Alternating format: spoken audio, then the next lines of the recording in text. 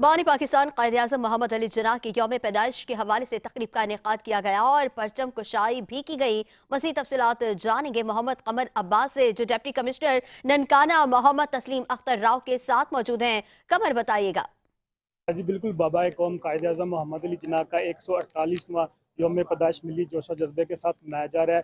ज़िली इंतज़ामिया की जानिब से DC कम्प्लेक्स में परचम कुशाई भी की गई है और पुलिस के चाको चबान दस्ते ने सलामी पेश की है। मेरे साथ इस वक्त डिप्टी कमिश्नर मौजूद हैं। आइए उनसे जानते हैं वो आज के हवाले से क्या पैगाम देते हैं। देखिए, पाकिस्तान की तारीख में 25 दिसंबर को एक ख़ास अहमियत हासिल है। ये दिन बानी पाकिस्तान का यौम पैदाइश है।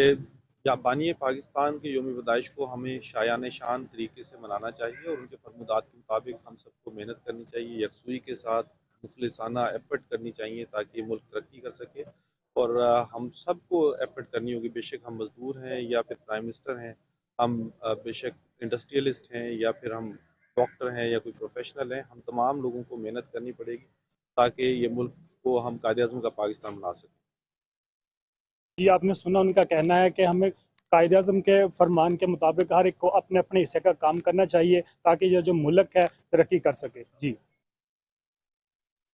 कमर तफसीलात से आगाह कर रहे थे, आपका शुक्रिया। खबरों के सिलसिले को आगे बढ़ाएंगे। मुल्क भर की तरह पाक पतन शरीफ में भी मसीही बरादरी क्रिसमस का त्यौहार अपने मजहबी तरीके से मना रही है। ARP चर्च पाक पतन में दुआया तकरीब जारी है। मुल्क को मिलत के लिए खुसूसी दुआएं की गई। तकरीबात में मसीही बरादरी की बड़ी तादाद, बच्चे बूढ़े खवातीन शामिल हैं। दुआया तकरीब के बाद केक काटा गया और मुल्क को मिलत की सलामती के लिए खुसूसी दुआ भी की गई। इस मौके पर सिक्योरिटी के सख्त इंतजाम भी किए गए।